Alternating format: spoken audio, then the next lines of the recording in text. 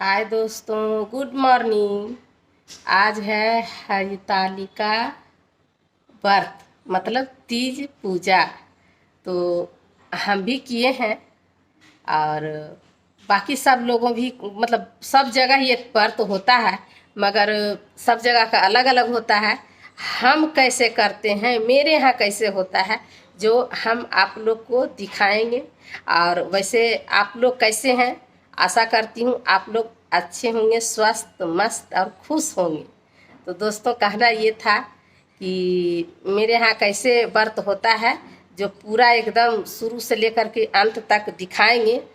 कल यानी 17 तारीख को नहाई खाई था और आज 18 तारीख को हम लोग का दिन भर का फास्टिंग रहेगा, दिन भर रात भर का। और उसके बाद पूजा वगैरह होगा। पूजा में क्या क्या चीज़ रहेगा जो सब आप लोग को दिखाएंगे, मतलब बनाने वाला होगा, जो भी फल फलहरी सब रहता है तो सब कुछ हम आप लोग को दिखाएंगे। और तब तक वीडियो में आप लोग बने रहिएगा और पूरा अंत तक वीडियो ज़रूर देखिएगा। और ऐसे देखिए, हम मेहंदी लगा चुके हैं दोस्तों। शिवानी भी है मेरे साथ, हम हैं, मेरी भाभी शिवानी। तो मेहंदी लगाए हैं एक हाथ में और एक हाथ में अभी नहीं लगाए हैं, अभी लगाने जा रहे हैं। तो आप लोग को वो भी दिखाएंगे और कैसे कैसे होता है मतलब मेरे यहाँ पूजा, जो हम आप लोग को दिखाएंगे। तब तक पूरा वीडियो में बने रहिएगा और पूरा अंत तक मेरा वीडियो ज़रूर देखिएगा। बाद बाकी आप लोग खुश रहिए दोस्तों, स्वस्थ रहिए और मस्त रहिए। मेरा 3000 सब्सक्राइबर पूरा हो गया है दोस्तों। आप लोग इसी तरह से सपोर्ट मेरा करते रहिए, तो धीरे धीरे हम आगे बढ़ते रहेंगे आप लोग की दुआ और कृपा से। तो आप लोग पूरा अंत तक वीडियो देखिएगा ज़रूर और बने रहिए ब्लॉग में। दिखाते हैं आगे आगे कैसे कैसे क्या होता है। अच्छा, एडिट करना पड़ेगा ना थोड़ा बहुत। ठीक ठीक ठीक, खाना नहीं करो को। देखिए दोस्तों, तीज के लिए ये बन रहा है, पकवान बन रहा है, इसका तैयारी हो रहा है। मेरे ख्याल से मावा है, उधर से जो मेरी मम्मी है वो कर रही है। कुछ बोलना चाहेगा तो बोलिए। ये बन रहा है दोस्तों, आप लोग के इधर इसको क्या बोलते हैं, जो कि मैदा के में घर के मावा बनता है, उसको हम लोग फिरकिया कहते हैं। आप लोग के इधर क्या कहते हैं, जो बताइएगा कमेंट में जरूर। और इस तीज का तैयारी हो रहा है, बना रहे हैं फिरकिया और ये पकवान। देखिए, छोटा बाबू लोग इंतजार कर रहा है कि कब पूजा हो और ये लोग खाए। ये मामी बना रही है, थोड़ा कम बना रही है मम्मी। कुछ बोलना है। निशु कार्टून देख रही है टीवी में। और यहाँ पे मेरी बेटी का ऑर्डर था दोस्तों, बड़ी वाली बेटी का, संगम पांडे, सना पांडे का, कि फिरकिया बनाइएगा मम्मी, पकवान बनाइएगा मम्मी। तो इसीलिए बना रहे हैं दोस्तों। और ये वीडियो बनाने के लिए भी मेरी बेटी ही बोली थी, ब्लॉग। तो आप लोग देखिएगा जरूर और बने रहिए वीडियो में। आगे आगे मेरे यहाँ तीज कैसे होता है यह हम आप लोग को दिखाएंगे। देखिए, यहाँ पे मेहंदी लगाने का रस्म चल रहा है। देखिए, इसे शिवानी हमको मेहंदी लगा रही है। देखिए दोस्तों, अपना आपका सारा शिवानी, देखिए शिवानी खुद से लगाई है। इसको लगाने आता है दोस्तों, और हमें नहीं आता लगाने, लेकिन अभी ये लगा रही है दूसरा वाला हाथ में। देख लीजिए, तीज का तैयारी चल रहा है।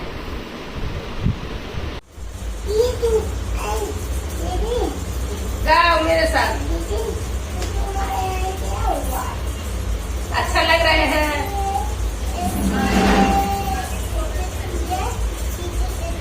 शॉर्ट वीडियो बना के डाले हैं, देखना।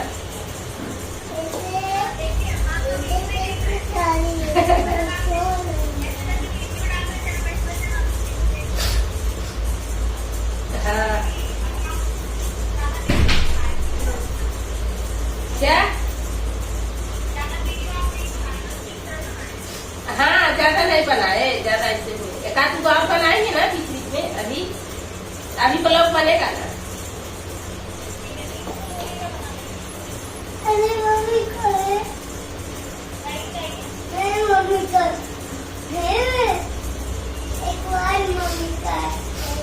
एक छोटी सी लड़की पार्वती शिव शंकर की पूजा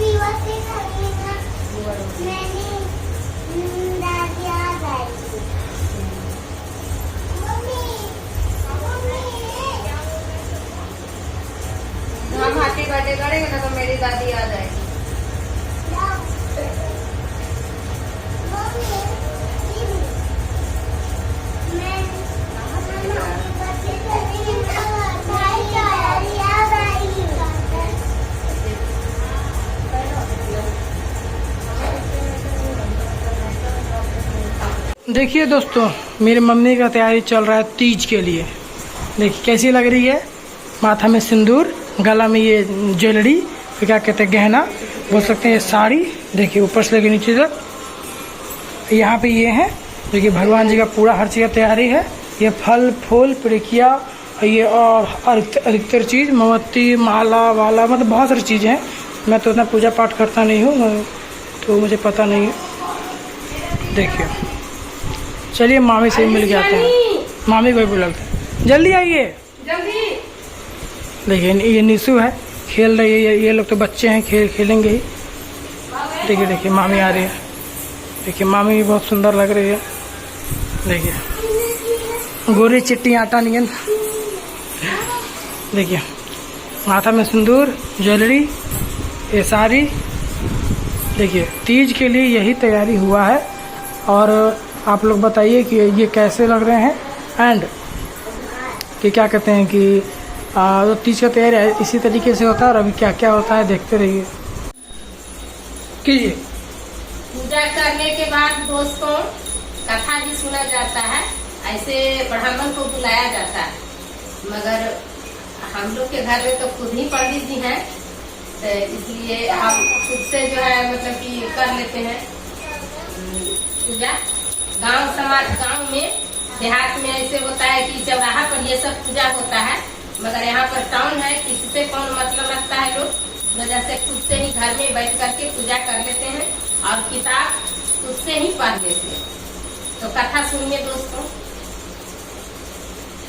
सूत जी कहते हैं, मंदार की माला से जिन पार्वती जी का केश पास अलंकृत है और मुंडों की माला से जिन शिव जी की जटा अलंकृत है, जो पार्वती जी दिव्य वस्त्र धारण की हैं और जो शिव जी दिगंबर नंगे हैं, ऐसी श्री पार्वती जी तथा श्री शिव जी को प्रणाम करती हूँ। रमणी कैलाश पर्वत के शिखर पर बैठी हुई श्री पार्वती जी कहती हैं, हे महेश्वर, हमें कोई गुप्त व्रत या पूजन बताइए जो सब धर्मों से सरल हो, जिसमें परिश्रम भी कम करना पड़े लेकिन फल अधिक मिले। हे नाथ, यदि आप मुझ पर प्रसन्न हो तो यह विधान बताइए। हे प्रभु, इस तप व्रत या दान से आदि मध्य और अंत रहित आप जैसे मराहा प्रभु हमको प्राप्त हुए हैं। शिव जी बोले, हे देवी सुनो, मैं तुमको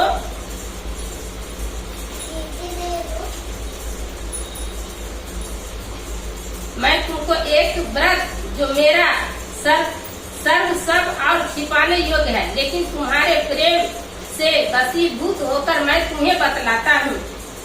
शिव जी ने कहा, भारतवर्ष में जैसे नक्षत्रों में चंद्रमा, ग्रहों में सूर्य, वर्णों में ब्राह्मण, देवताओं में विष्णु भगवान, नदियों में गंगा, पुराणों में महाभारत, वेदों में सामवेद और इंद्रियों में मन श्रेष्ठ है। सब पुराणों और वेदों को सर्वस्व जिस तरह कहा गया है, मैं तुम्हें एक प्राचीन व्रत बतलाता हूँ। एकाग्र मन से सुनो।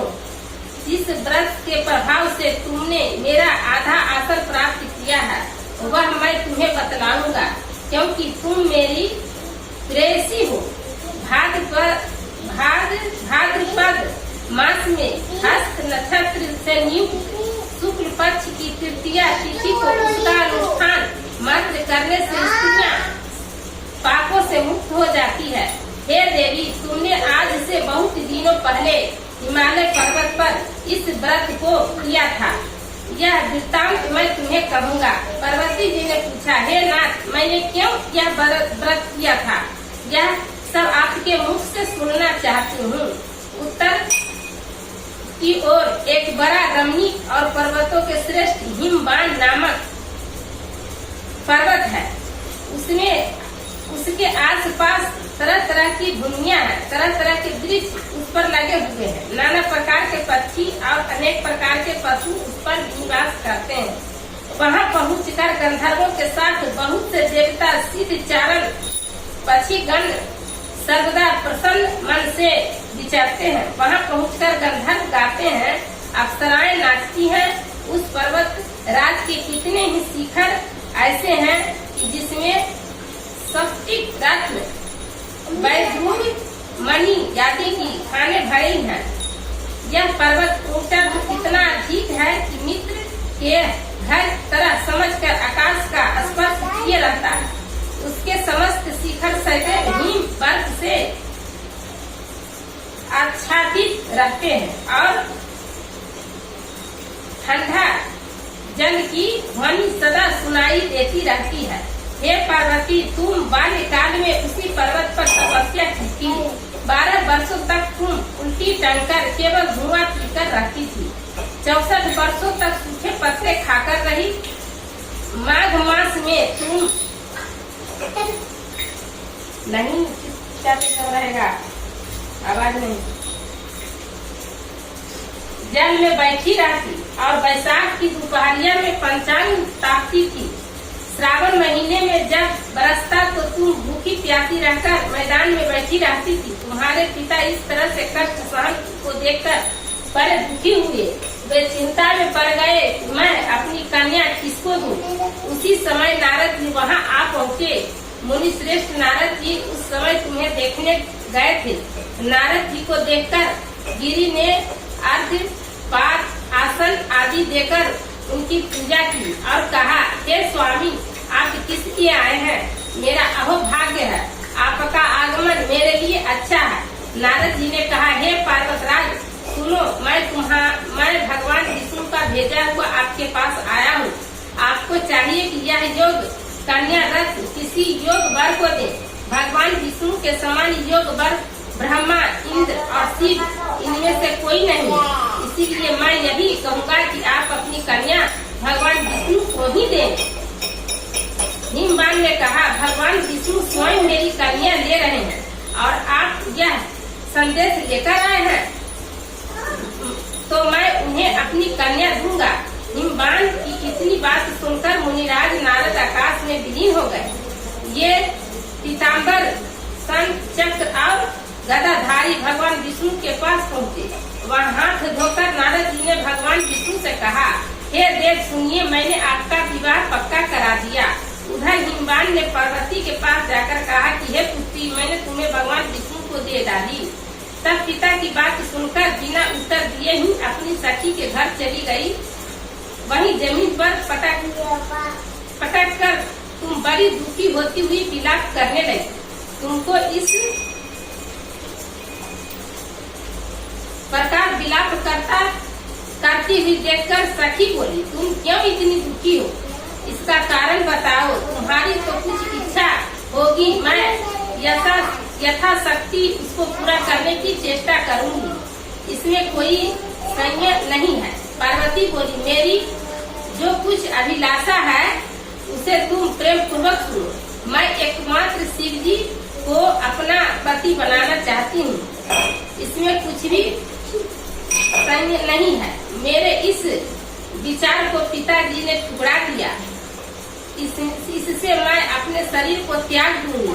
पार्वती की इस बात को सुनकर सखियों ने कहा कि शरीर का त्याग न करो, चलो किसी ऐसे वन को चले जहाँ पिता को पता न लगे। ऐसी सलाह कर तुम वैसे वन में जा पहुँची। उधर तुम्हारे पिता घर घर तुम्हें खोजने लगे। दूतों द्वारा ये खबर लेने लगे कि कौन देवता या किन्नर मेरी पुत्री को हर ले गया। उन्होंने मन ही मन कहा, मैं नारद जी के आगे प्रतिज्ञा कर चुका हूँ कि अपनी पुत्री भगवान विष्णु को दूंगा। ऐसा सोचते सोचते हिमवान मूर्छित हो गए।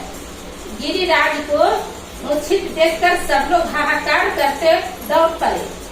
तब जब होश हुआ तो सब पूछने लगे कि गिरिराज, आप अपनी मूर्छा का कारण बताइए। हिमवान ने कहा, आप लोग मेरे दुखों का कारण सुने।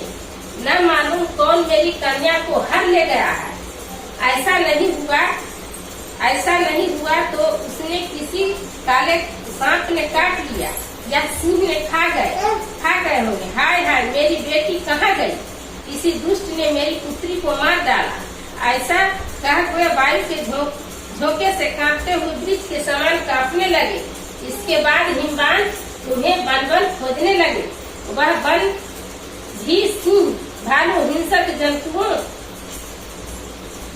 जंतुओं से बड़ा भयानक हो रहा था। तुम भी अपनी सखियों के साथ उस भयानक वन में चलती चलती एक ऐसी जगह जा पहुंची जहाँ एक नदी बह रही थी। उसके रमणीय तट पर एक बड़ी सी कंदरा थी। तुमने उसी कंदरा में आश्रम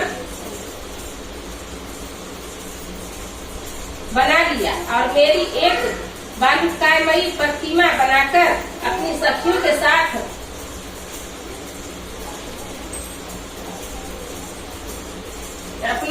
साथ निराहार रहकर मेरी आराधना करने लगी। जब भाग पर शुक्ल पक्ष की हस्तयुक्त तृतीया तिथि प्राप्त हुई तब तूने मेरा विधिवत पूजन किया और रात भर जागकर गीत तथापि से मुझे प्रसन्न करने में बिताया। उस पर्वतराज के प्रभाव से मेरा आसन डगमगा उठा, जिसमें मैं तत्काल उस स्थान पर जा पहुंचा जहां पर तुम अपनी सखियों के साथ रहती थी। वहां पहुंचकर मैंने तुमसे कहा कि मैं तुम पर प्रसन्न हुआ। तुम बोलो क्या चाहती हो? तुमने कहा, मेरे देवता, यदि आप मेरे ऊपर प्रसन्न हैं तो मेरे पति बने। मैंने तथास्तु कहकर कैलाश पर्वत पर वापस आने पर तुमने अपना प्रतिमा नदी में प्रवाहित कर दी और सखियों के साथ उस महापर्वत का पारण किया। उन बाण की जब तक उस वन में उन्हें खोजते हुए आप पहुँचे। चारों दिशाओं में तुम्हारी खोज करते हुए व्याकुल हो चुके थे, इसीलिए तुम्हारे आश्रम के समीप पहुँचते ही गिर पड़े। थोड़ी देर बाद उन्होंने नदी के तट पर दो कन्याओं को सोते हुए देखते ही उन्होंने तुम्हें छाती से लगा लिया और बिलख कर रोने लगी। फिर पूछा, पुत्री, तुम बाघ आदि जंतुओं से इस भरे वन में क्यों आ पहुँची? पार्वती जी ने उत्तर दिया,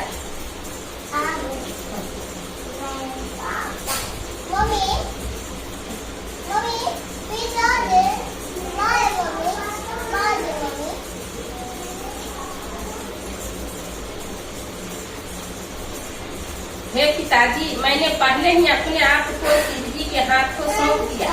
आपने मेरी बात टाल दी, इससे मैं यहाँ चली आई। हिमवान ने संतावना दी कि हे पुत्री, मैं तुम्हारी इच्छा के विरुद्ध कुछ न करूँगा। वे तुम्हें अपने साथ ले घर आए और मेरे साथ तुम्हारा विवाह कर दिए। इसी से तुमने मेरा अर्धासन पाया। तब से आज तक किसी के सामने मुझे यह व्रत प्रकट करने का अवसर नहीं प्राप्त हुआ। हे देवी, मैं यह बताता हूँ कि इस व्रत का हरितालिका नाम से क्यों पड़ा। तुमको सखियां हर ले गई थी, इसी से हरितालिका नाम पड़ा। पार्वती जी ने कहा, हे प्रभु, आपने नाम तो बताया, अब इसकी विधि भी बताए। इसका क्या पुण्य है, क्या फल है, यह व्रत कौन करे? श्री शिव जी पार्वती जी से कहते हैं, हे देवी, मैंने समस्त स्त्री जाति की भलाई के लिए यह उत्तम व्रत बतलाया है। जो स्त्री अपने सौभाग्य की रक्षा करना चाहती हो वह यत्न पूर्वक इस व्रत को करे।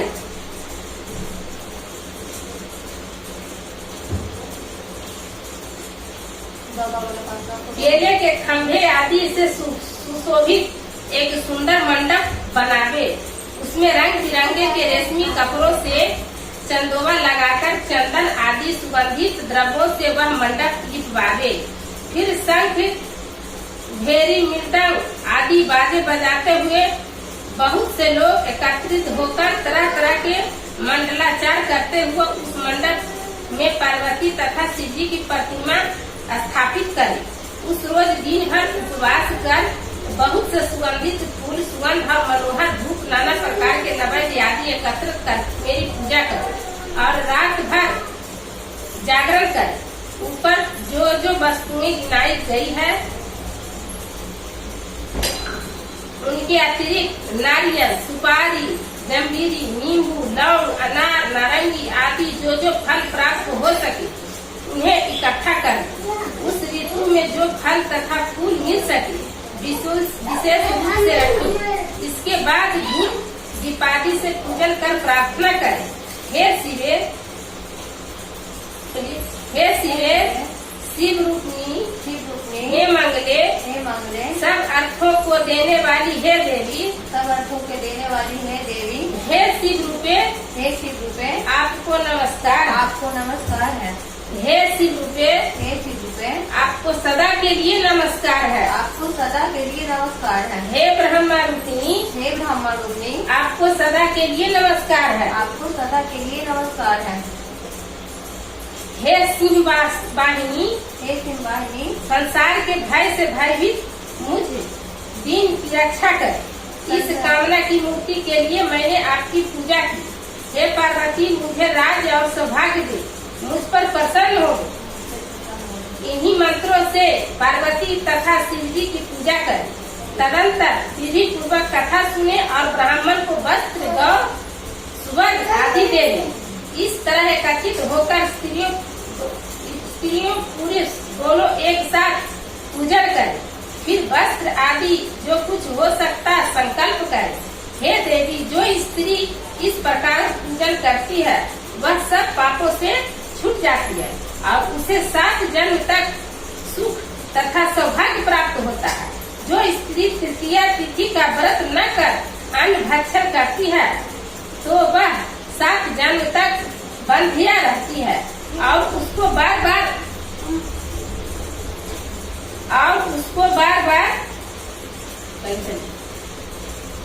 विधवा होना पड़ता है। वह सदा दरिद्र पुत्र शोक से शोकाकृत स्वभाव की लड़ाकी सदा दुख भोगने वाली होती है और उपवास न करने वाली स्त्री अंत में घोर नरक में जाती है। मांसाहार करने से बाघनी, दही खाने से बिल्ली, मिठाई खाने से चींटी और कुछ खाने से मक्खी होती।